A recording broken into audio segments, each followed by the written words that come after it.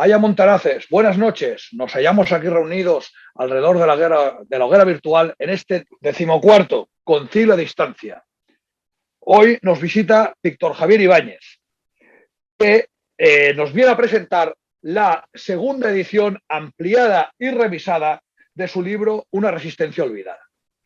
Este libro, que ya en otras ocasiones y de manera, digámosle, física, como ahora hay que diferenciar entre virtual y físico, ya ha sido presentado en nuestro entorno, pero nos apetecía muchísimo podernos reunir a charlar con él para tanto hablar de su libro como de la tradición y de todo el movimiento en el cual se engloba su libro, que es el tradicionalismo o carlismo.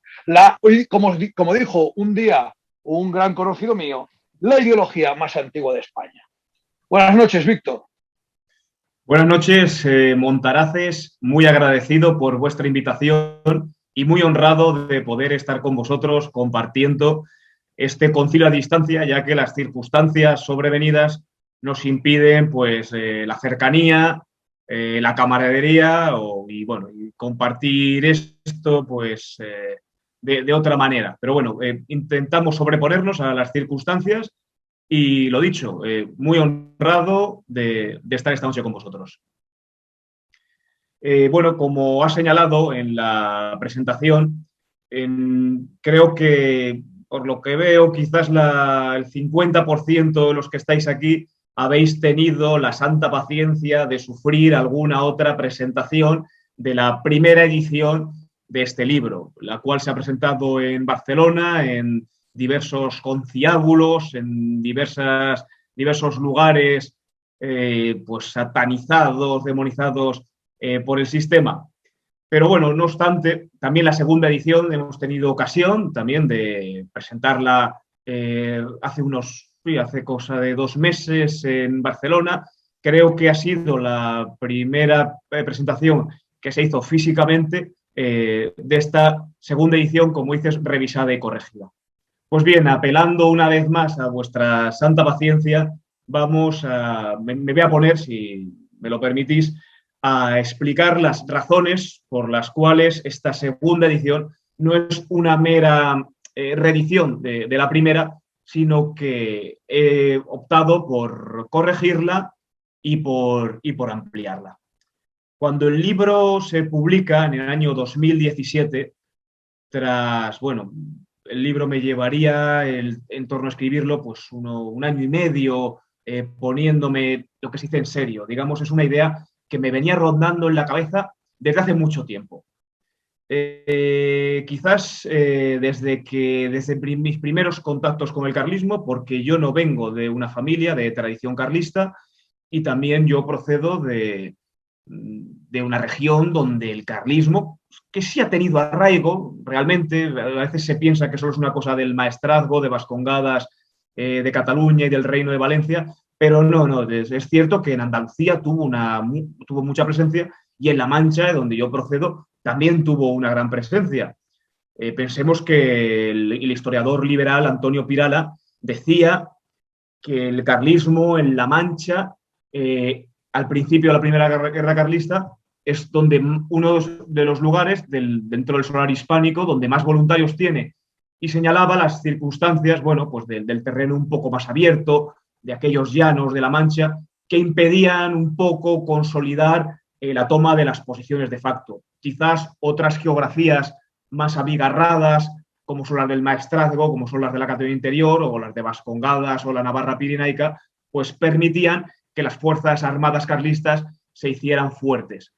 Bueno, en cualquier caso, en La Mancha quizás no arraigó tanto, fueron derrotados militarmente por las fuerzas liberales, pero posteriormente también es cierto que siguió arraigando, que siguió habiendo prensa carlista, hubo importantes tribunos, pero bueno, sí que es cierto quizás el siglo XX, que es en el que yo he nacido, el carlismo pues ya no pudo mantener tan vivamente, tan férreamente esa tradición en la región manchega o en el Reino de Murcia como en otras regiones hispánicas. Pues bien, como bien digo, un poco la razón por la cual yo entro en contacto más directamente con el carlismo es a través de una familia de trasterrados, que no exiliados, exiliados es un término que se aplica a la gente que abandonan su patria, yo prefiero usar el término transterrado para referirme a aquellos cientos de miles, y lo dicen las estimaciones, digamos, más políticamente correctas, las estimaciones del sistema, las estimaciones que hace Julio Alcaide, que es un sociólogo del sistema, y a través de la Fundación BBVA, que quizás por el camino ha habido muchos casos que no se han podido estimar. Pero bueno, el caso cierto es que desde el inicio del fenómeno terrorista se calcula que en torno a 150.000 y 200.000 vascos de cuna, de cultura, de arraigo, nacidos en Vascongadas, tuvieron que abandonar la tierra de sus padres por la presión terrorista.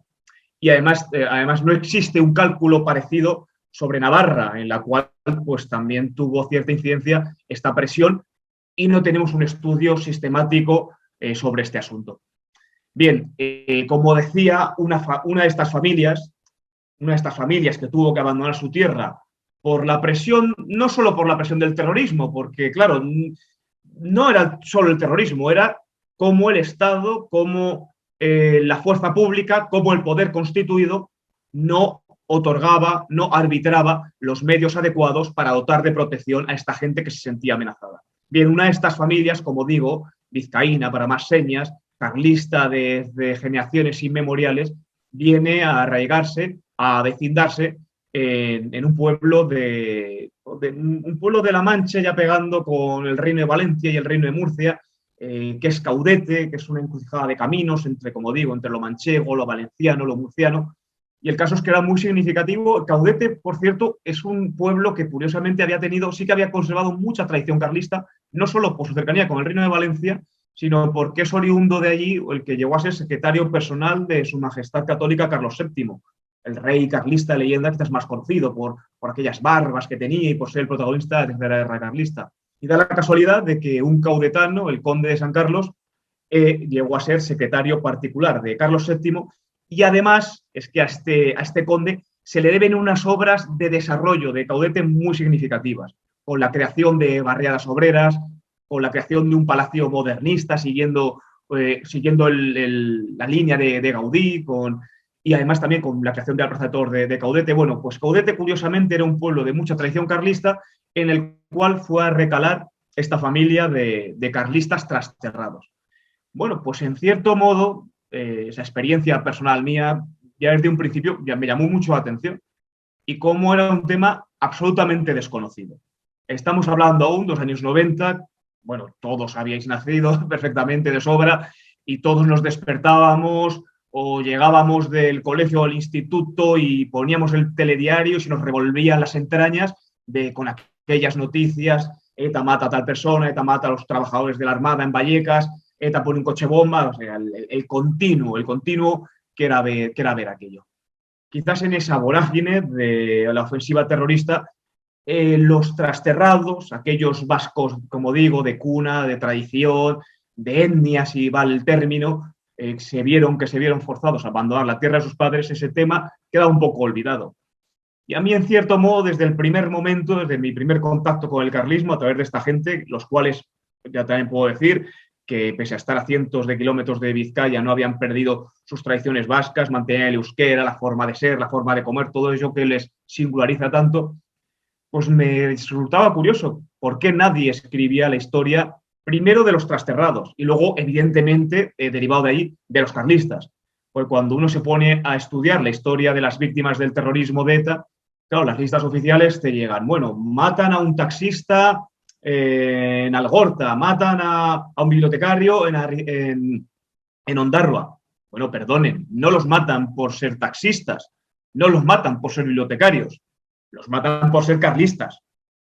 Los matan por ser carlistas en ocasiones, gente bastante significada, también en un contexto muy complejo, porque el carlismo en los años 60 y 70 estaba en una crisis brutal, que estaba al borde de la desaparición por culpa de la escisión ideológica, de la infiltración progresista a través de Carlos Hugo. Y era un movimiento político ya en franca decadencia, que no una ideología como me han presentado. El carlismo no era una ideología, era en todo caso una doctrina política, pero sobre todo era la lucha o la continuidad venerable de las Españas tradicionales frente a la usurpación liberal en lo dinástico, pero también en lo sociológico, si vale el término también aquí, la forma de ser auténticamente, tradicionalmente, castizamente española. Era en última instancia lo que representaba el carlismo. Claro, ya casi al doblar el siglo XX, años 70, crisis de la Iglesia con el Concilio Vaticano II, cambios sociológicos también tremendos, el gran éxodo rural, la creación de las grandes megaurbes, las grandes ciudades, el desarraigo, la desvinculación, la descristianización, un proceso de sociedad masificada, sociedad que quiere romper con sus raíces, que quiere romper con sus tradiciones. Claro, en aquellos años, lamentablemente, el carlismo no era una fuerza significativa, ni siquiera en las regiones donde tradicionalmente había tenido más arraigo. Por tanto, aquí hay otra tercera derivada. ¿Por qué estos hijos de puta de la banda terrorista ETA se empeñan en asesinar a los carlistas que lamentablemente no estaban en condiciones y no tenían las capacidades suficientes para hacerles frente? Quizás 40 años antes otro gallo hubiera cantado, evidentemente. Cuando en la Segunda República los carlistas tenían la capacidad para enfrentarse pues, a las fuerzas terroristas de la izquierda, la extrema izquierda y del separatismo y también como en la guerra del 36 al 39 vencieron a los gudaris y vencieron al comunismo internacional en última instancia. Pues bien, esa es un poco la razón por la cual escribo y desarrollo, tras una labor de investigación de campo. Bien, me he ido a las fuentes, como se puede comprobar en el libro. No he querido, he pretendido que todo lo que está publicado, evidentemente, tenga un soporte documental, mediante las noticias, que en ocasiones, lamentablemente, podían estar sesgadas, no podían estar completadas, pero claro, ese sesgo se ha completado con una labor de campo de fuentes primarias, de ir a entrevistar a cada uno de los protagonistas de aquella historia. Pues bien, esta labor, en la cual, como líneas de investigación, se añade a la labor de investigación sobre archivos el tratar también con los protagonistas de aquella historia, pues dio como fruto y como resultado la primera edición, la cual tuvo una acogida pues, muy satisfactoria, lo he de decir también un poco en lo personal, como mucha gente decía, claro, es que esto no se había escrito realmente, esto se había quedado ahí, pero también me encontré con que esta gente, claro, ahora fijaros, todo lo que está hablando ahora de estas amenazas o pseudoamenazas y demás, claro, como los carlistas, como ellos que sufrieron amenazas, pero vamos, de mucho mayor calado, que te mande, que un esquizofrénico te mande un sobrecito. No sufrieron solo las amenazas, sufrieron la muerte también directa, o fueron heridos, o quemaron sus posesiones, o mataron a sus familiares, o mataron a sus correligionarios. Pues esta gente, los carlistas, nunca fueron nada victimistas, pero nada, y su sufrimiento, su dolor, lo llevaron y lo desarrollaron con una dignidad admirable, que solo se explica por una fe católica recia y por la fe en la misericordia divina. Incluso el odio nunca pudo anidar en sus corazones. Son gente que siempre ha reclamado justicia, siempre ha exigido justicia, pero no han estado envenenados, ni les han terminado de amargar la vida. Y se han intentado reponer en la medida de sus posibilidades en unas circunstancias muy difíciles. El problema fundamental, la derivada fundamental, no es solo el terrorismo en sí mismo, es que el sistema pues, no dio las capacidades para poder, primero para defender si es supuestamente el Estado tiene que tener monopolio de la violencia, pero es que tampoco dejó que por propia iniciativa, si a mí me van a matar o van a acabar conmigo, tampoco le dejaba esa capacidad de autodefensa. Pues bien, como decimos, la primera edición pues, se presentó a lo largo de toda España. Tuvimos ocasión de estar en Vascongadas, en Navarra, pero también en muchas regiones del resto de España, en las cuales nos encontramos con muchos vascos, carlistas y no carlistas, pues por la temática del libro, interesados, venían a las presentaciones y de allí surgieron multitud de líneas de investigación nuevas. Entonces, claro, la primera edición, además de las erratas, siempre uno que es susceptible de mejorar una sintaxis de una oración, se expresaría de alguna manera, siempre hay algún pequeño error ortográfico. No solo era necesaria la revisión, sino que con todas las líneas nuevas de investigación, dar lugar a una ampliación del mismo. Por eso no es un libro, como digo, ampliado, no en el tamaño, porque también en esta ocasión que hemos confiado en una imprenta de Navarra, por cierto, pues hemos optado por otro tipo de letra y nos han quedado las mismas páginas. Alguna página más ha caído, pero no se ha notado. O sea, las páginas del borrador que yo tenía en Word mientras lo iba haciendo, pues salían unas 10 páginas más, pero se ha quedado en las mismas páginas que la primera edición. Por lo que ya digo, porque hemos tenido otra edición, hemos cambiado el tipo de letra y así también ha quedado, creo que honestamente, ha quedado mejor a nivel de formato, a nivel formal creo que ha quedado mejor. Pero bueno, como ya digo, es que este libro está ampliado también con abundante material gráfico y está ampliado con las líneas de investigación, las cuales se iban suscitando en multitud de presentaciones que teníamos a lo largo de toda España. ¿Qué me gustaría destacar respecto de la primera edición, la cual muchos de vosotros tenéis? Y bueno, aquí también me pongo un poco en la tesitura que me formula mucha gente. Joder, tengo la primera edición, ¿vale la pena comprar la segunda? Pues a ver, con el libro, como podéis imaginar, como casi todas las editoriales que sean un poco alternativas, pues uno no gana prácticamente dinero. Y me gustaría, en la medida de lo posible, creo que vale la pena tener la segunda edición. Sí, creo que sí, porque complementa algunas cosas de la primera y como libro de consulta está muy bien. Ya dejo al arbitrio de cada uno si quiere mantener las dos, si quiere regalar la primera edición, lo que sea. Y bueno, evidentemente, como digo, si tenéis la primera edición y queréis adquirir la segunda, bueno, me lo comentáis y pues ya con la editorial lo dejamos a precio de coste lo más ajustado posible y sobre todo entre vosotros. Bueno, y como decía, ¿cuáles serían un poco las novedades más significativas? Pues bueno, ya en el primer capítulo, cuando se habla de los orígenes de la banda terrorista ETA, pues hay algunas líneas de investigación las cuales quedan un poco incoadas. Fundamentalmente me baso en los estudios de la Fundación Memorial del profesor Gaizka Fernández de Soldevilla, que es uno de los directivos de la Fundación Memorial del Centro de Víctimas del Terrorismo, el cual, en cierto modo, bueno, no deja de ser es un historiador, bueno, pues de método, es un historiador muy riguroso, fundamentalmente riguroso. Pero tampoco es una persona, él ve la historia tal como es decir, no toma partido. Y eso se agradece.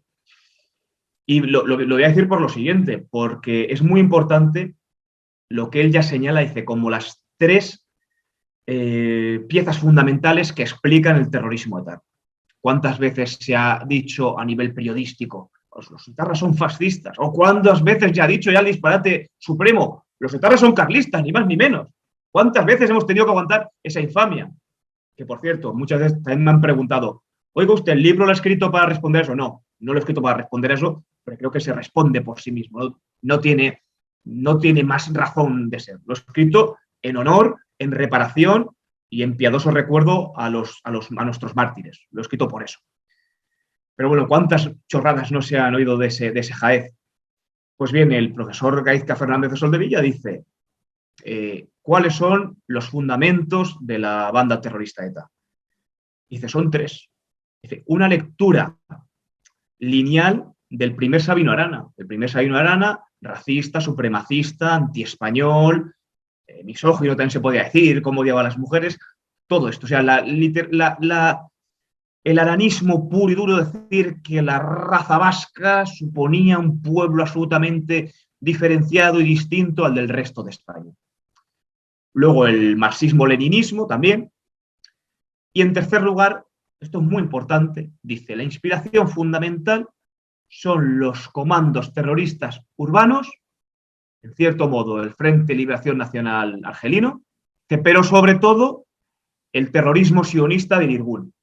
Porque no olvidemos que, claro, aquí la gente parece, y ahora además, conforme ciertos ámbitos de, no sé, ¿cómo decirlo? Sí, del patriotismo de la derecha y tal, ¿no? Que hay que estar con Israel o algo. Oiga, usted, perdone, es que Israel tuvo detrás, hasta su conformación, un terrorismo urbano y supremacista también. Entonces, este profesor señala estos puntos fundamentales. Pero es que rascando un poco sobre eso, cuando uno lee, por ejemplo, la biografía de unos fundadores de ETA, recientemente fallecido, Julen Madariaga, es que señala eso, dice, es que la inspiración fundamental del Irgun, y también por un tema mítico. ¿Por qué ellos? Porque al igual que el sionismo crea el neohebreo como hecho diferencial, como hecho vertebral de la creación de la identidad del Estado de Israel, se señala a la lengua euskera o al neuskera batúa, que se inventan en cierto modo, porque el euskera tiene una diversidad dialectal riquísima y magnífica, y bueno, haciendo esta suerte de patúa, esta suerte de esperanto, esta suerte de lenguaje, de lengua de laboratorio, lo que hace realmente es destruir la identidad de la lengua y la variedad y su verdadera pluralidad. Pero es que los etarras era muy importante la inspiración que tenían con la lengua neohebrea, que también tenía la inspiración de estos grupos armados sionistas. Pues sobre esta línea nos hemos encontrado pues, cómo los fundadores compartían esta inspiración esencial. Y luego también, pues, refiriéndonos a los mismos, pues hemos podido hacer pues, ciertos análisis digamos, más de índole más social, del carácter que tenían cada uno. Y la conclusión viene a estar demostrada y viene a ser la siguiente. ETA no nace en un contexto de la Vasconia tradicional, que ya estaba en franca decadencia. ETA no nace en el caserío, no nace en el frontón. ETA nace en un contexto industrial, puro y duro, en un contexto industrial que es Bilbao. Bilbao, una ciudad industrial donde no se hablaba nada de vascuence, donde la mayoría de la gente viene del resto de España, como pasaba en Barcelona por aquella época y demás, donde curiosamente lo vasco era una cosa residual, no existía. Entonces, estos niñatos, leyendo a Marx, leyendo a Mao, admirando el Irgun, que claro, que el sionismo ha triunfado. El sionismo, claro, es un movimiento de izquierdas también, el sionismo. Que como el sionismo ha triunfado, necesitamos algo para el pueblo vasco, y evidentemente persuadidos por la dialéctica aranista. Pues sobre estas claves interpretativas vengo a desarrollarlas un poco más en el primer capítulo. Luego, en lo que respecta al segundo capítulo, que se refiere a los atentados materiales, pues se ha podido enriquecer bastante, pues bueno, por ejemplo, con unas fotografías que no estaban publicadas en la primera edición sobre el atentado que la banda terrorista ETA comete en el año 1973 contra el monumento a Sanjurjo, en Pamplona. He añadido también unas fotos sobre el antiguo Vía Crucis de Isusquiza, en Álava, el altar que también voló la banda terrorista ETA, y otras fotografías también sobre las amenazas estas de verdad que contra la familia Valestena. Y también hay un capítulo, dentro de un subcapítulo específico sobre un atentado que no tenía registrado en la primera edición, que era el atentado en Tolosa contra las banderas de los tercios de Requetés que estaban en Nuestra Señora de Izaskun.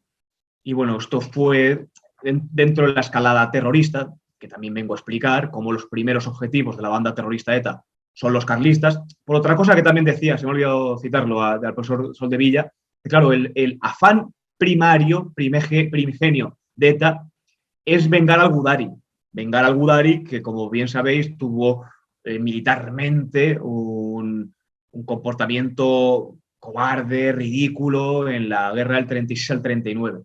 Por eso no es de extrañar tampoco que por el primer atentado terrorista de ETA se diera el 18 de julio del año 1961, cuando intenta hacer descarrilar a un tren que transporta a voluntarios vascos, particularmente a voluntarios vizcaínos, a San Sebastián, a la conmemoración del 25 aniversario de la Cruzada.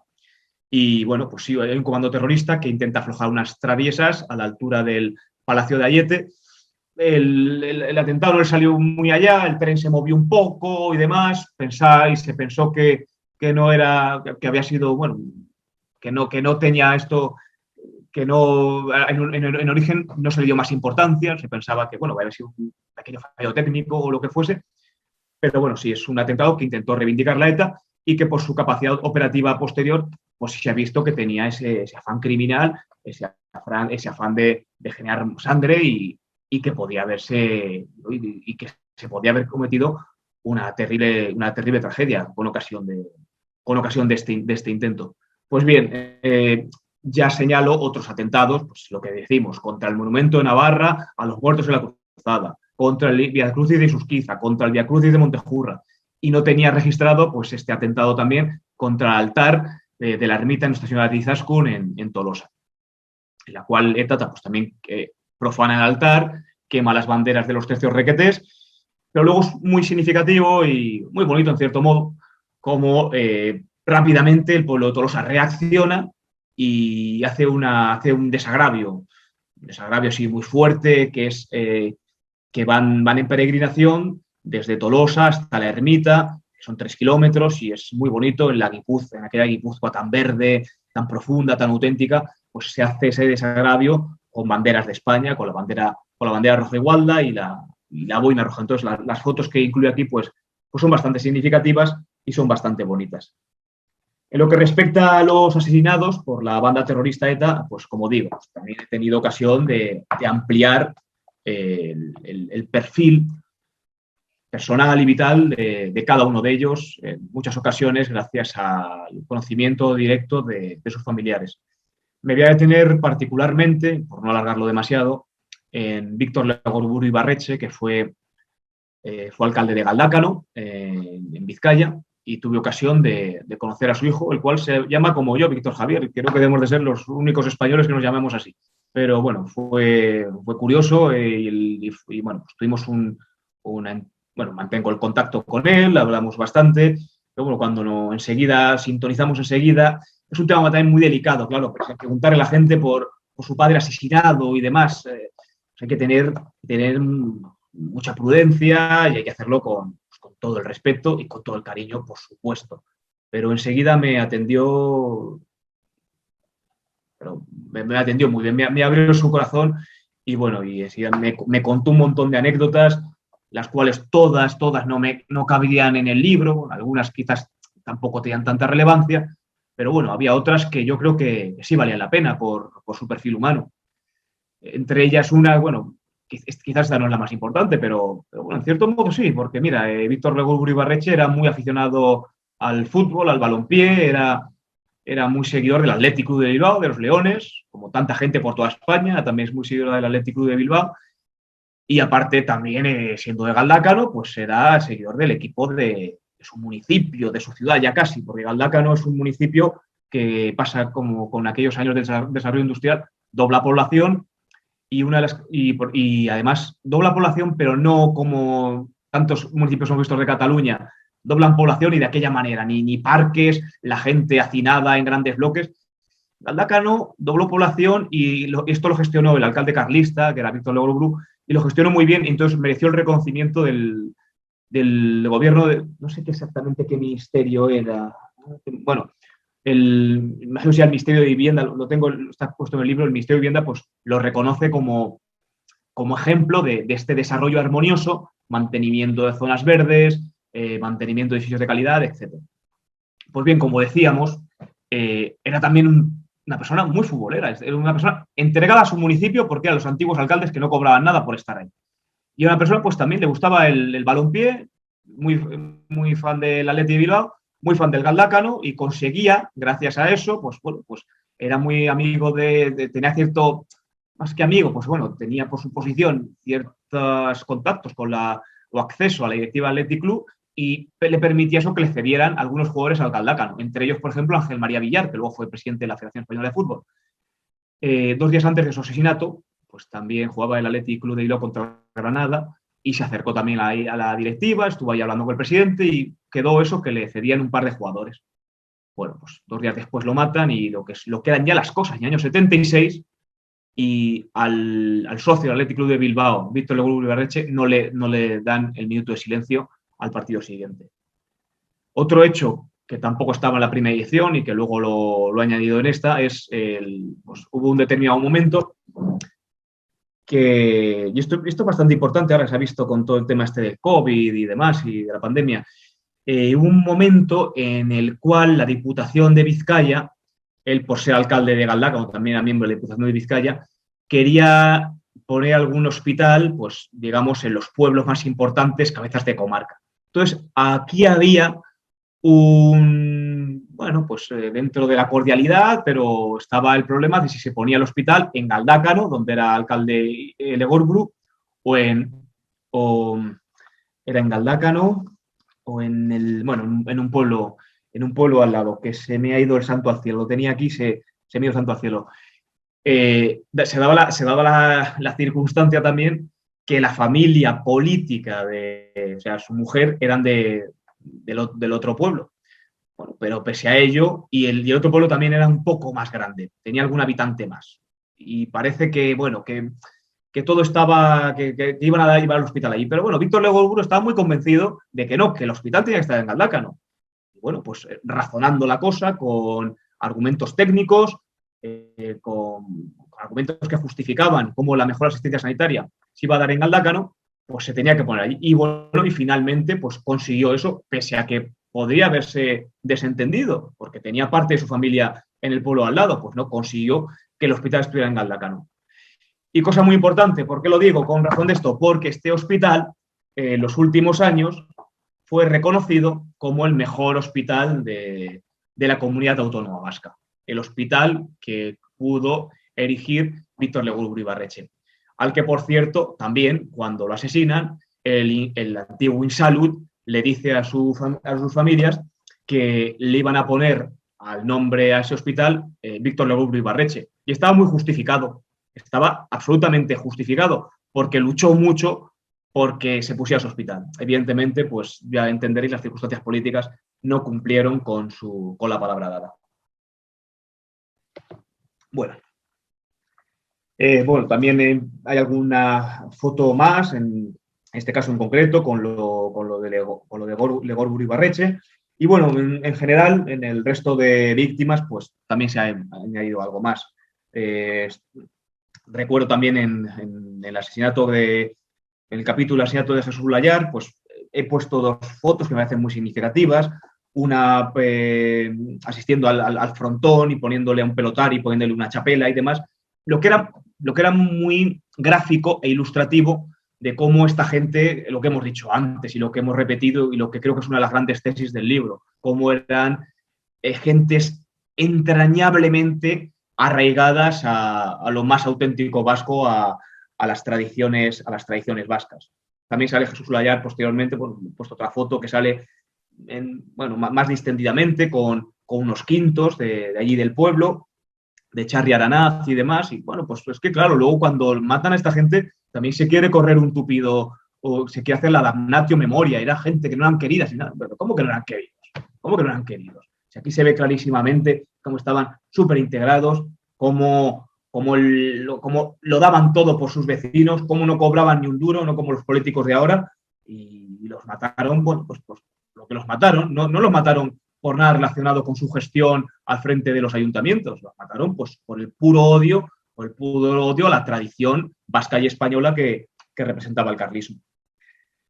Y bien, bueno, ya digo, en el capítulo cuarto, que es el carlismo en relación con otros atentados materiales, hay un capítulo específico nuevo que no estaba en la anterior edición, que es el de Genara García O'Neill, Margarita sevillana, de 23 años, y María Cacero García Llorente, también sevillana, emparentada también con una familia carlista de muchos años allí del sur de España, las cuales mueren en el atentado contra el Hotel Corona de Aragón. En la primera edición, es un caso que ya conocía, pero en la primera edición pues no estimé aún oportuno ponerlo, porque la propia familia de los García O'Neill estaban en cuitas con la justicia, con la Audiencia Nacional, el Tribunal Supremo, y estaban defendiendo que lo del Hotel Corona de Aragón fue un atentado, seguramente un atentado de ETA. Eso aún no se ha podido discernir. Como yo digo, todo lo que publico tiene una base documental. Seguramente hay muchas razones que nos lleven a intuir o a presumir que ETA estaba detrás de ese atentado. De sobra, porque Estaba, por ejemplo, en el ámbito político, estaba muy enquistado el tema de los estatutos de autonomía vasco y catalán, no terminaban de salir para adelante, la UCD quería armonizar mucho el proceso autonómico y, curiosamente, el Hotel Corona de Aragón lo avanzó todo mucho.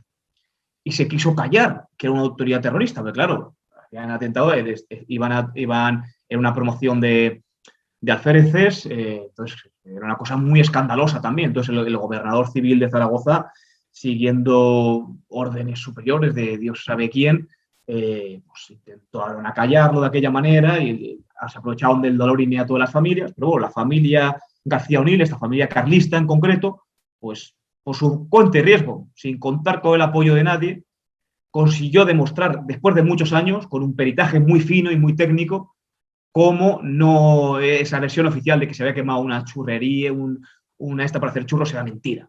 Cómo se habían realizado diversos focos incendiarios y con focos incendiarios usados en ocasiones por bandas terroristas en diversos puntos distintos. Entonces, este capítulo, que no estaba en el primero, sí que lo he añadido en el segundo, porque ya está cerrado judicialmente y tiene la consideración oficial de víctimas del terrorismo. Bueno, pues yo creo que también, siendo el Hotel Corona de Aragón, un episodio sobre el que había tantas sombras, creo que además este capítulo específico pues aporta nuevas luces.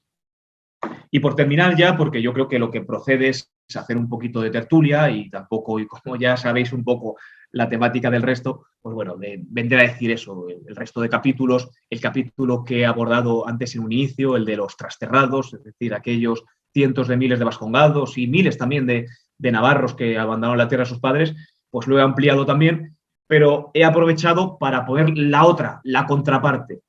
Es decir, estamos aquí ha habido una suerte de limpieza étnica por la cual gente de 16 apellidos vascos y euskoparlantes y arraigar su tierra se ha tenido que ir de Vascongadas y de Navarra, y por contra han sido sustituidos, porque claro, Vascongadas ha pasado como en Cataluña, dobló de población gracias al resto de España.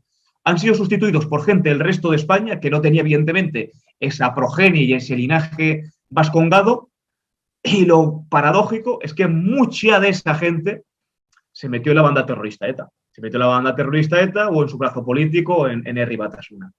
Y bueno, tengo un capítulo específico también, pues citando tantos y tantos etarras como Josué el Gitano, que es José García Corporales, que era un kinky del Bierzo, de León, como la conocida etarra Yolanda Riaño, la tigresa, que era de Salamanca, y te pones a coger, pues hay gente que, gallegos, andaluces, castellanos, o sea, la releche. Entonces, bueno, pues también pongo el acento y desarrollo pues este aspecto.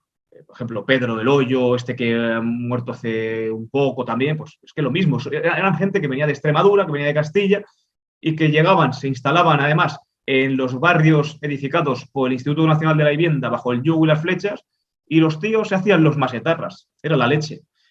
Bueno, también es un proceso sobre el cual creo que quizás valdría la pena hacer una reflexión. Bueno, pues quizás ese modelo de desarrollismo concentrando las empresas particularmente sobre unas regiones y propiciando, no voy a decir promoviendo, porque el franquismo yo creo tampoco estaba en su voluntad promover eso, pero en cierto modo sí que se propició. Pues eso es significativo de cómo se propició en última instancia una sociedad masificada, una sociedad desvinculada, y en las cuales, y también en el contexto de la descristianización, el rol tradicional que cubría la Iglesia, pues tuvo que ser cubierto por religiones de sustitución, como eran las ideologías fuertes de la modernidad. El nacionalismo separatista, el marxismo, el maoísmo, etc. Creo que es un poco el factor que en última instancia explica esto.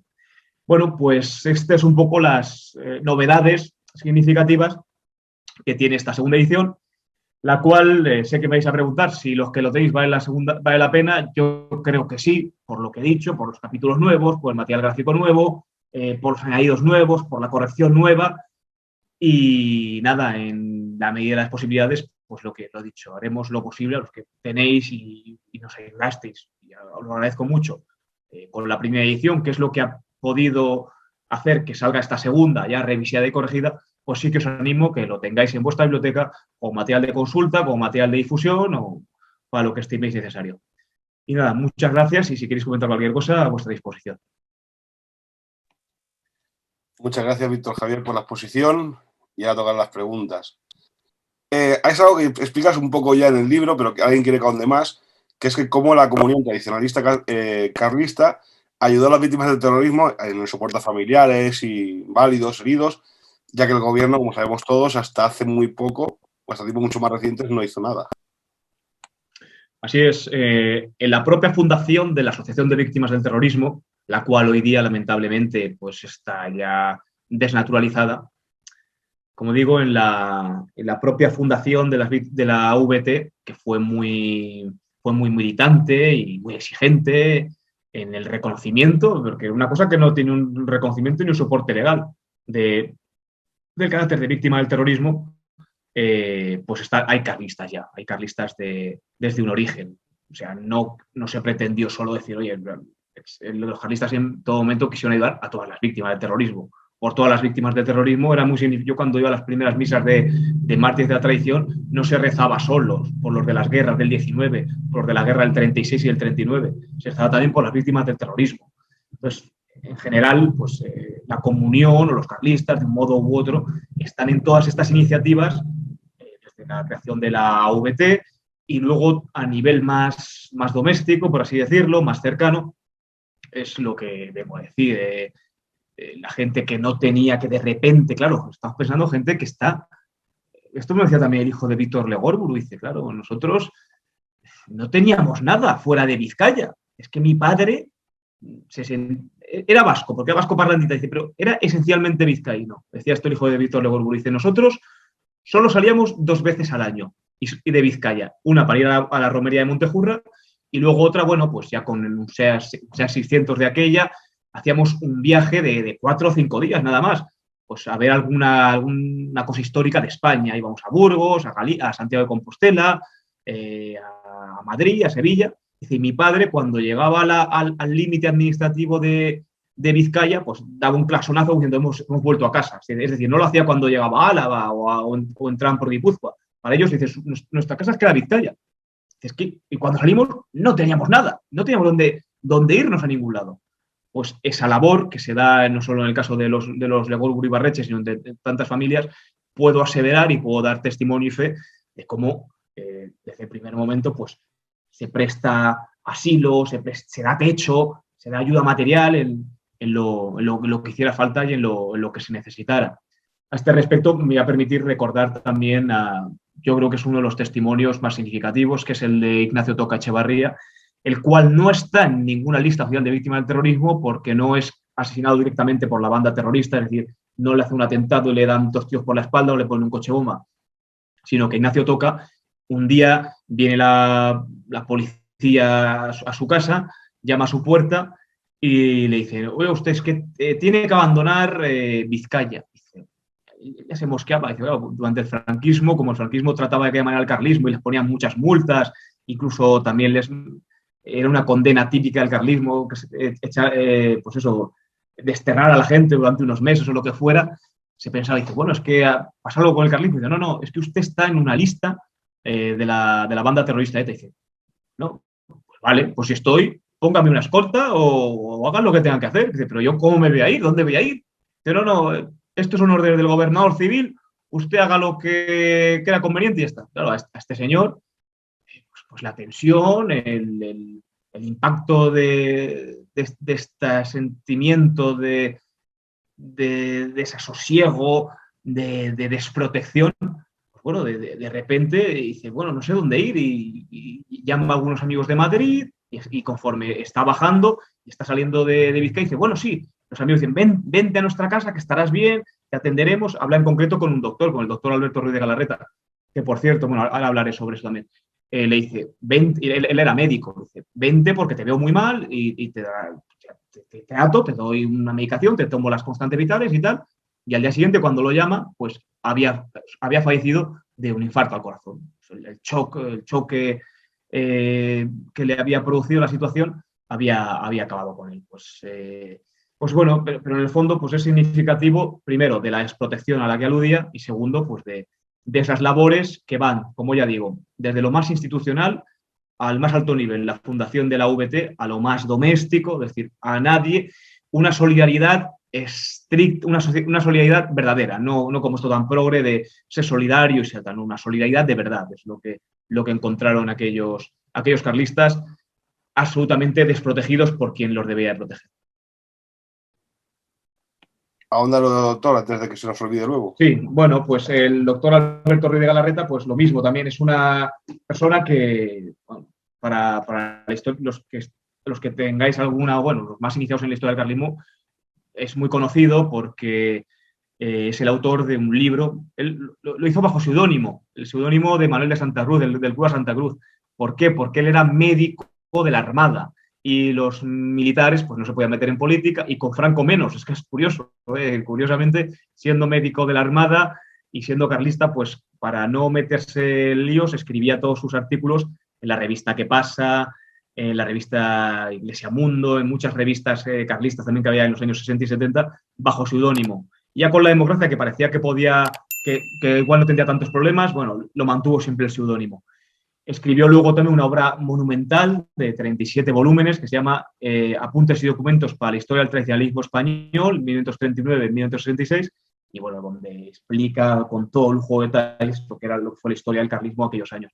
El doctor Ruiz de Galarreta era pues, por sus apellidos, enseguida veis que sí, pues era familia guipuzcoana y navarra, aunque bueno, él se fue de ahí, pero no por el tema terrorista, sino bueno, simplemente estudió la carrera de medicina en Valencia y luego ya, como digo, se fue a la Armada, estuvo embarcado mucho tiempo y cuando se jubiló, como le dieron una pensión en el Colegio Mayor Jorge Juan, el Colegio de la Armada, pues él era soltero, una persona volcada al tema al estudio del carlismo y a la difusión y al apostolado de temas carlistas, pues ya se avecindó y se quedó en Madrid. Y lo que digo, pues murió en el año 2019, casi a los 95 años. Le debo mucho a él también la edición de este libro y añado también al final de todo, porque él escribe el epílogo del libro, pues le añado pues, el merecido homenaje que se merecía, glosando un poco pues, su figura. A otra pregunta, que la segunda parte sí la responde bastante en el libro, pero la primera quizás es más específica, yo no lo recuerdo ya, y es la respuesta que tuvo el clero navarro ante la profanación de junio del 65 del altar de Nuestra Señora de Uribarri de Begoña, y después a lo largo del camino de muerte creado por los asesinos. Bueno, el clero realmente viene un poco relacionado con la crisis general que tiene la Iglesia. El clero guipuzcoano sí que es cierto de unos años anteriores tiene una tendencia muy significativa hacia el nacionalismo, pero yo creo que se ha exacerbado. Evidentemente ha habido curas repugnantes, repulsivos. Quizás no era el mayor problema. El mayor problema, más que el nacionalismo, es la equidistancia. La equidistancia, ¿de dónde deriva? Deriva, en mi opinión, de la crisis derivada del Concilio Vaticano II con la introducción de ese modernismo un poco que al final acaba generando esas respuestas un poco irenistas, de bueno, la paz, no meternos, viene un poco por ahí. Claro, evidentemente, cuando el monumento a los muertos de la cruzada, pues aún el clero no estaba en esa línea. Y sí, y el obispo, que yo creo que era Olaechea, preside una misa, o dice una misa, vamos, a los pocos días en desagravio. Nuestra Señora de Uribarri y en Nuestra Señora de Izaskun, lo mismo, los curas vizcaínos y guipuzcoanos están ahí también. Y luego, bueno, también me refiero también el único cura que tuvo que llevar escolta luego en aquellos años y demás, que fue Jaime Maruri, pues bueno, también y que vive aún y demás, bueno, pues tiene una cierta relación con el carlismo. Ha dicho, era el cura de la Rínaga en Vizcaya, el párroco de la Rínaga, pues tuvo alguna relación con el carlismo y bueno, ha hecho alguna misa por los mártires de la tradición, el día de la dinastía legítima. Pero bueno, lo que respecta a eso, en los primeros ataques sí que hay una buena respuesta del clero y luego, bueno, pues como el clero va a otras cosas, como no hay que politizar, como demás, bueno, pues ahí estamos ahora en la situación que estamos, que vamos, se responde por sí sola un poco. ¿Crees que influyó la división que había entonces en la comunión para que el terrorismo actuase como actuó? Bueno, es curioso.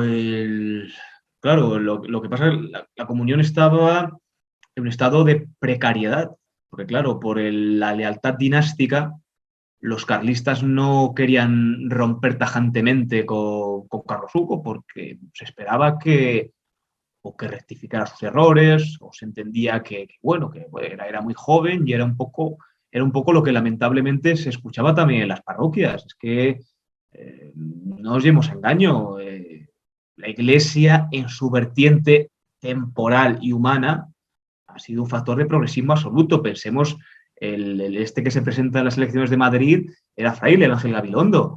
Pero en las elecciones catalanas, por ejemplo, el que era el candidato católico, entre comillas, era el Salvador Illa, el del PSOE también. Claro, todo ese clero tontaina, melifluo y demás, pues era lo que se escuchaba aquellos años. Entonces, si fue por infiltración, que pudo ser en cierto modo, oye, si el comunismo se infiltró en el MI6 o en la CIA, ¿cómo no se iba a infiltrar en sociedades abiertas y diáfanas como el carlismo o la Iglesia? O era el signo de los tiempos, en cierto modo. Bueno, ya habíamos pasado guerras, la gente era menos recia, hasta la secuencia actual que estamos donde estamos. Pero bueno, pues la división era eso, era que el carlismo tradicionalista no quería actuar al margen de Carlos Hugo, porque, oye, es que ¿quién estaba llamado a continuar la bandera dinástica? Claro, quizás se perdió demasiado tiempo, ahora lo podemos juzgar así, pero en aquel momento era difícil.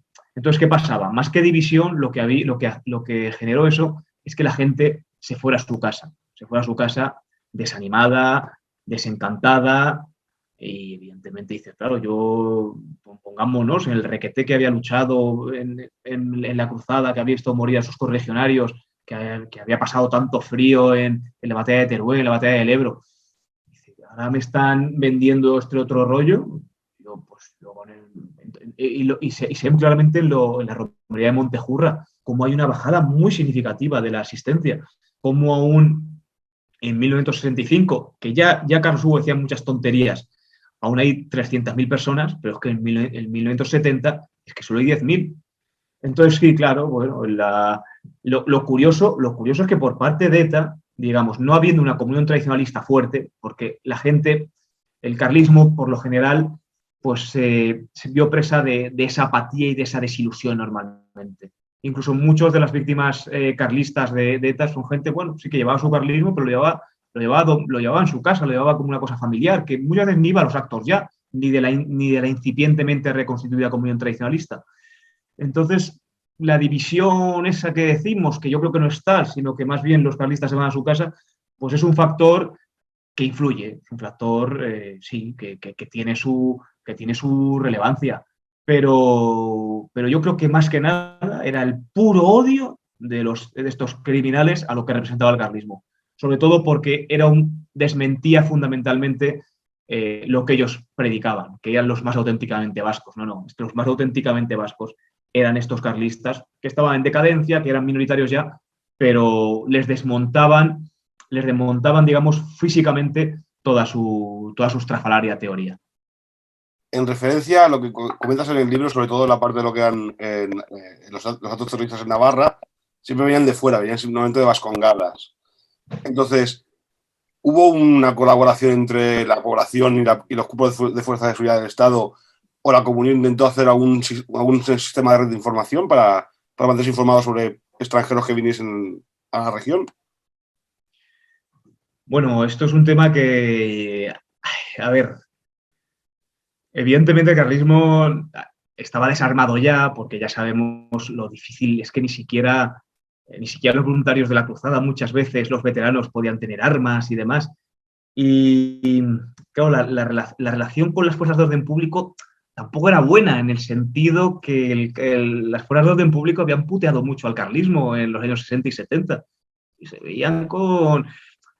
A ver, se veían... Había casos, por ejemplo, el comandante Imaz, que era el jefe de la 64 de la Policía Armada de Navarra, sí, venía de familia carlista y demás, pero claro, fuera de esos casos particulares, muy concretos, fuera de esos casos, pues tampoco había, tampoco te podías fiar realmente. Es decir, en qué términos vamos a colaborar? ¿En qué cosas se va a hacer? Bueno, sí, había sus contactos, evidentemente había muchas simpatías, sobre todo de militares, más de militares que de fuerzas de seguridad o fuerzas de orden público, como se llamaba entonces.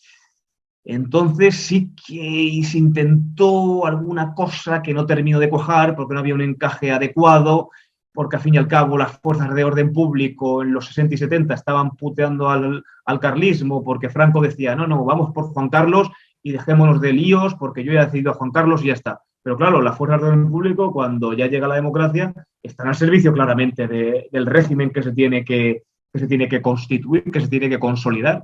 Entonces, esto me lo contaba un joven militante tradicionalista navarro, dice, yo sé de buena tinta que había una brigada de información específica, como decían, grupos insurrectos, no, involucionistas. Dentro de la brigada de información en Pamplona había un específico de la policía que perseguía a los carlistas, a la gente de Fuerza Nueva, gente de la juventud.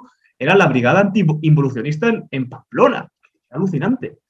Que sí que es cierto, oye, que cuando se comenta que sí, cuando mataban a un policía o algo, pues, oye, y había manifestaciones de patriotas en Navarra, les dejaban hacer, pero tampoco mucho más, ¿eh? No les dejaban tampoco que se explayaran, por lo que yo tengo entendido, ¿eh? Era una cosa muy, muy discreta y ya está. O sea, que siempre es un tema delicado y complejo. Y los carlistas, cuando quisieron hacer algo, pues tampoco lo tuvieron muy fácil. Sí que se puede decir, por ejemplo, pues algunas iniciativas armadas de gente, bueno, pues con algunas siglas, por ejemplo, Batallón Vasco Español, la isla Zabala Solchaga, uno de los que estuvo ahí, que se comió muchísimos años de cárcel, era sobrino del general Solchaga, que era carlista. Y su padre también fue vicepresidente de la Diputación de Guipúzcoa y era carlista. Bueno, pues ese vínculo, pues por ahí podemos decir que sí, que hubo algo en ese sentido. Se podría decir, esto es un poco más delicado también, claro, sí, sobre esto se ha escrito mucho. Barrio Nuevo, el ministro del Interior que crea el GAL.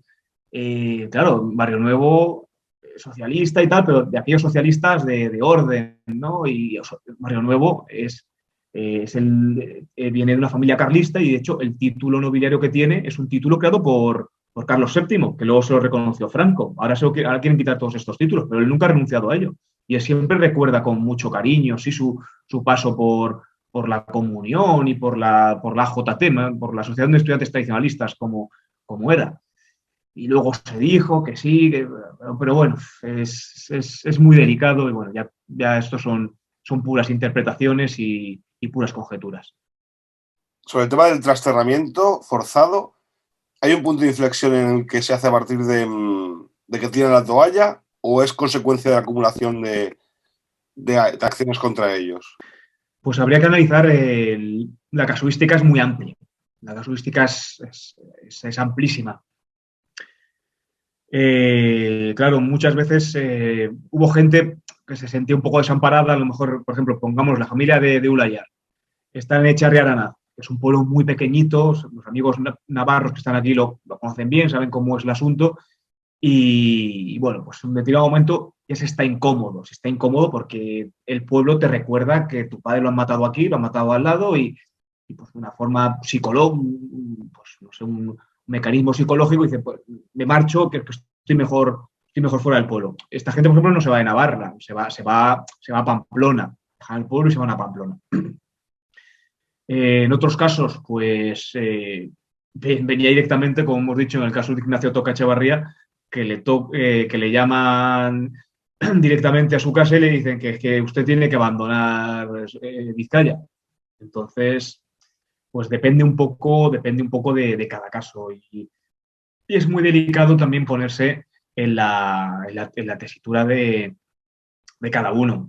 También entendamos, por ejemplo, hay mucha gente que le resulta muy difícil también acceder a un trabajo, porque ya estaba señalado y con esa sociedad cobarde que callaba, que prefería agachar la cabeza, qué tal. Esto se ve bastante bien por ejemplo, no digo que sea totalmente recomendable y demás, se podrían decir muchas cosas, pero por ejemplo en la novela Patria de Aramburu, pues se ve bien cómo le hacen el vacío al empresario, cómo personas que quieren trabajar también se les señala en la fábrica. Pues bueno, pues esa era la sensación que también es que dices, esta sociedad tan acobardada ante una minoría muy fanatizada y el resto, como tampoco es una respuesta contundente, pues dices, jolín, pues si es que si no se puede hacer, aquí no puedo ni prosperar. Me voy fuera, estudio fuera, trabajo fuera o monto mi empresa fuera. Entonces, bueno, sí, fue fruto de diversas situaciones.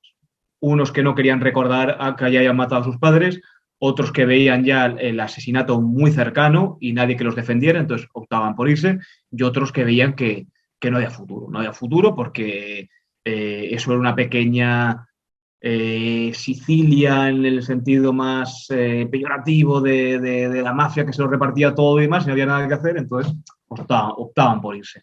Yo creo que se puede responder esa pregunta diciendo eso. Hay tres, esas son las tres razones fundamentales que motivaban que la gente abandonara su tierra.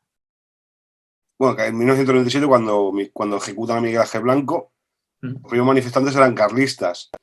Pero, ¿qué crees que fue el cambio de paradigma? Porque a partir de Miguel Ángel Blanco hay un cambio antes y después con la relación con ETA, con la sociedad. Sí. Esto, bueno, en el año 96, cuando matan a Miguel Ángel Blanco, Ermua, por cierto, es un municipio que tenía mucha tradición carlista y se mantenía un círculo carlista, se llama Círculo Carlista 26 de Abril. Pues es la gente del círculo la que salen los primeros y las que queman la sede de Ribatasuna. Pero bueno, ¿qué lo motivó? No creo que pues el espíritu, sí, el llamado ese espíritu de Ermua, pues que unos tíos salen de repente, la gente se cabrea un poquillo, pero creo que, bueno, pues al final lo encauzó un poquito el sistema. ¿Y quién se hizo bandera de esto del Foro de Ermua? Pues bueno, pues políticos, filósofos, pensadores, sí, muy políticamente correctos, muy progres, Sabater, Gorka Landaburu, todos estos que era frente a esta constitución, frente a esta democracia. Y estos no eran nada, estos tampoco representaban a nadie. Esto era una cosa que le interesó en un determinado momento al sistema. Dice, vamos a crear esa narrativa. Sí que es cierto que por lo menos ya se contraponía una narrativa, claro, porque es que antes esto era jauja, que el PNV hiciera lo que quisiera, que Ribatasuna hiciera lo que quisiera, y tampoco había una narrativa en contra. El problema es de fondo. El problema es que frente a esa narrativa separatista y de extrema izquierda, pues es una narrativa que a mí tampoco me convence y que los carlistas se han quejado mucho. Dijeron, es que nosotros no morimos ni por la democracia ni por la Constitución. Los nuestros morían por una escalería foral y española. Y punto. No más. Entonces sí, a partir del 97 hay un punto de no retorno en el cual lamentablemente pues el carlismo tampoco tiene una fuerza suficiente, más allá de hechos puntuales y aislados como lo de Ermua, que sí, que los primeros salir fueron los carlistas. Pero luego todo este proceso lo embozó o lo recondujo el sistema, hasta el momento actual, que hasta la Asociación Relativa al Terrorismo, pues están menos algunas muy concretas, las grandes están, pues eso, pues forman parte del sistema. Ahora ya quedan algunas preguntas que no son del libro, son más sobre el tradicionalismo en general. El huguismo fue un instrumento del sistema, no solo para desnaturalizarlo, sino también para intentar destruir el tradicionalismo carlista. Pudo haber un interés específico del sistema, de núcleos de poder ocultos, pero bueno, es como yo digo, hasta donde eso entra dentro de las puras conjeturas. Tampoco no hay nada que lo documente o que lo asegure en ese sentido. En cierto modo, yo creo que se explica más por lo que he dicho, por los movimientos un poquito más generales. Por el cambio en la Iglesia, con la libertad religiosa, con el ecumenismo, con la destrucción de la doctrina tradicional sobre el orden político, con el cambio en la sociedad también, pues lo que hemos dicho, una sociedad más masificada, una sociedad desvinculada, una sociedad más urbanita, una sociedad que estaba rompiendo sus lazos con la tradición, pues yo creo que esas son las circunstancias que lo explican a grandes rasgos. ¿Que hubo infiltración? Bueno, a ver, infiltración, ya no sé yo, no me atrevo a decir que desde Moscú o desde Pekín hubiera infiltración.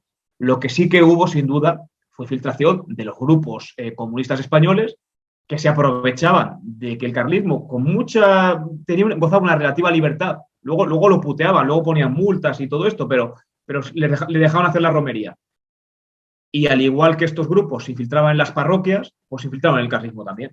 Y al final la romería de Montejurra, pues había curriñas, había banderas comunistas y al final acabó acabó, como era, como en cierto modo la cosa se tensó tanto, pues que la cosa acabó como acabó. Pero sí que lo que sí que es cierto y evidente que todos estos grupos de extrema izquierda, más que el sistema o más que otros núcleos de poder más férreos, los grupos de extrema izquierda española se infiltraron totalmente, ya no en el carlismo, sino en los actos carlistas. Claro, veían que el huguismo los acogía bien, pues miel sobre hojuelas.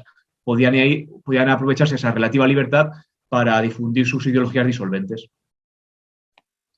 Era hija de su tiempo. Mm. Ahora, a propósito de las dinastías y dejando aparte legitimidades de origen y de ejercicio, ¿quién es el rey actual, el rey carlista actual?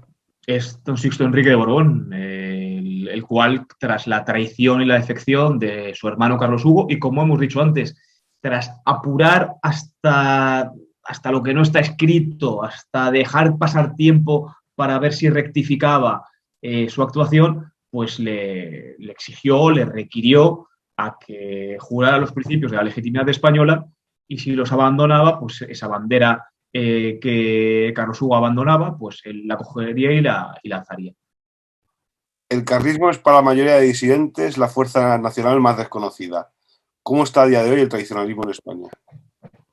Bueno, el estado actual, a grandes rasgos, es que se mantiene la dinámica de las asociaciones o agrupaciones tradicionales en círculos y demás, y luego yo creo que más allá de siglas, de estos por un lado, estos por otro, estos son de una manera, esto tal, yo creo que el carlismo en 20 años o más que yo lo conozco, que estoy aquí metido en unas cosas y otras, cuando parece que ya está amortizado totalmente, que esto no lo continúa nadie, que no hay nadie que se lo eche a la chepa, curiosamente, de una forma o de otra, surge un grupo aquí, surge un chaval aquí, surge gente nueva, surgen familias, se forman familias.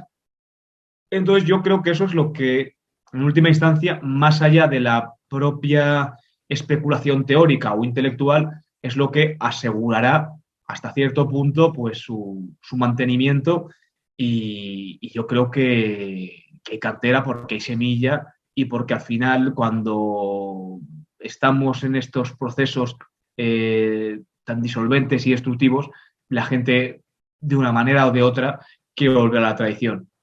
Seguramente habría que incidir más en mejorar la comunicación, mejorar la imagen, mejorar los actos públicos, dar a conocer aspectos que en mi opinión están poco tratados o poco trillados, como más el aspecto del pensamiento social, el pensamiento económico, el ámbito cultural también del carlismo, los escritores carlistas, pero no solo de temas carlistas, escritores que tocaron temas tradicionales, temas costumbristas, tocaron novelas, escribieron poesía en las diversas lenguas de España.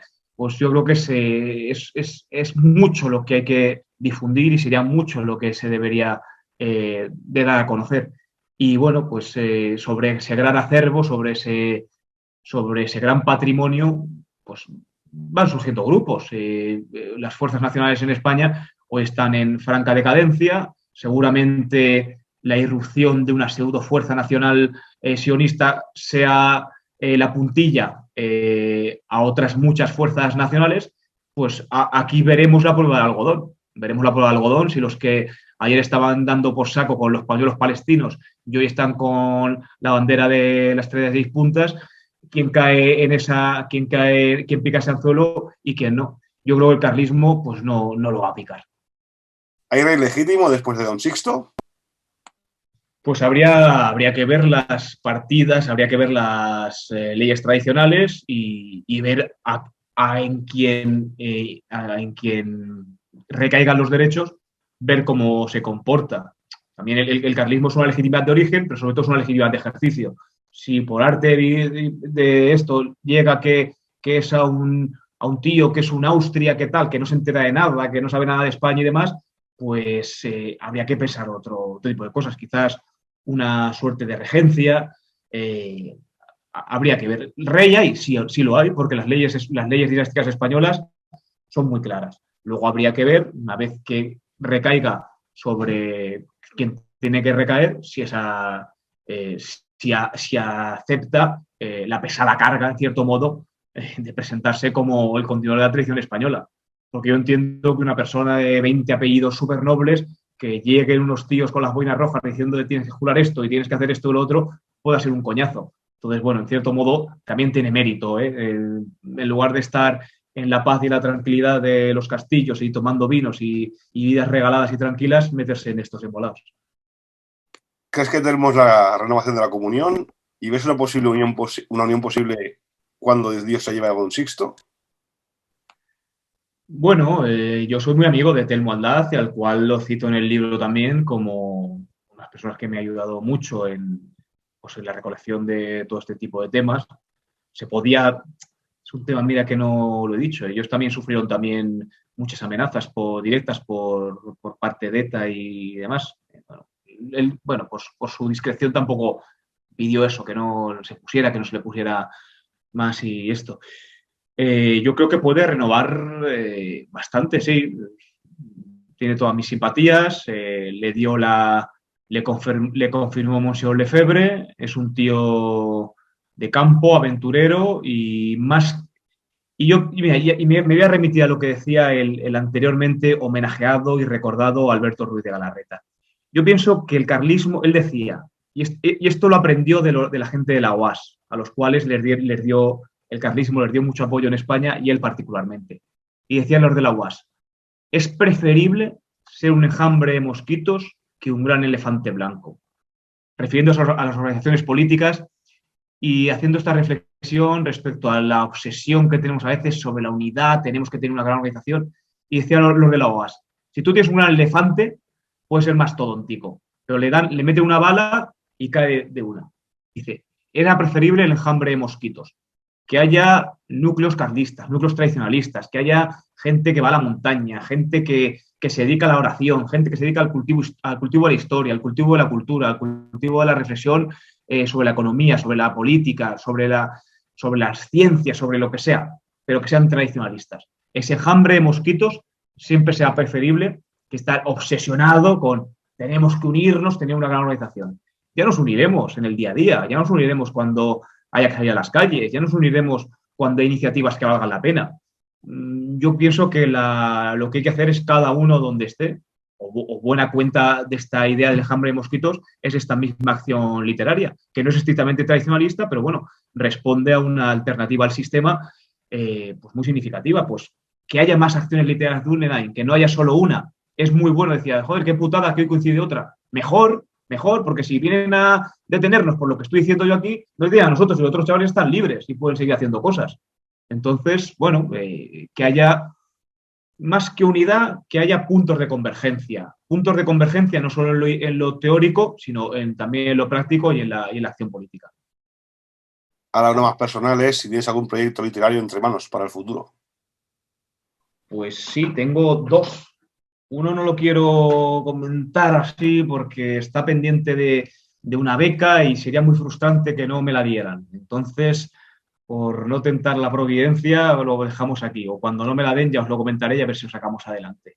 Porque es un estudio un poco más profundo y esto sí que me requeriría aislarme totalmente un par de meses del trabajo y de la pariente y de todo y meterme en una biblioteca y dejarme ahí los ojos.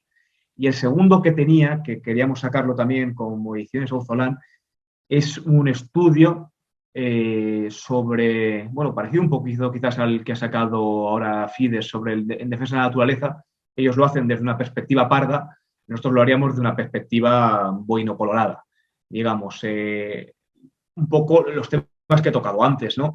Que más que el planteamiento un poco panteísta que tienen, que sería el pardo, este sería un poco un planteamiento más no solo de la naturaleza, sino también la vinculación no del hombre, sino de las sociedades políticas con el mundo rural, que es un poco lo que explicó en origen porque el carlismo tenía más incidencia también en el mundo rural, porque era un sitio donde se cultivaba o se perseveraba mejor en el ámbito tradicional.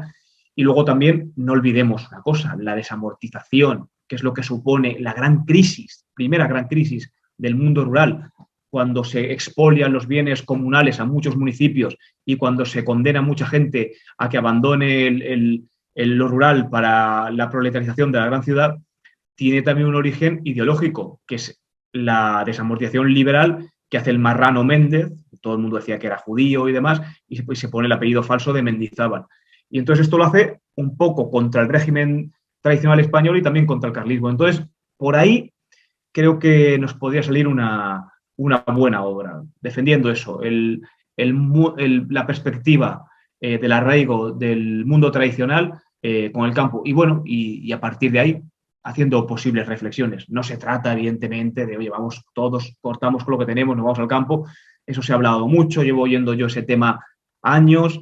Estuve en su día en el proyecto Pueblo Este, que estuvo esta gente de Final Conflict, que era muy curioso, eran gente de línea NR, pero eran ultracatólicos, eran lefebristas y demás. Lo primero que tenía era ahí la capilla, y podía haber sido un buen proyecto, pero por ejemplo eso no arraigó. Entonces, yo lo que quería plantear con esto es un estudio sobre este tema, sobre las implicaciones de la desamortización que tuvo, sobre la destrucción de la cosmovisión tradicional en lo rural, en el campo y su vinculación con la naturaleza. Hasta aquí ha llegado este 14º concilio. Apagamos las hogueras, nos dirigimos hacia la oscuridad y recordamos cómo los grandes hombres de Gondor, que el rey siempre puede volver. Por eso hay que mantener levantada la espada y la bandera de la tradición. Muy buenas noches. Muy honrado de compartir este rato con vosotros. Creo, bueno, espero no haberos aburrido demasiado y nada, a vuestra completa disposición para lo que dispongáis en futuras ocasiones.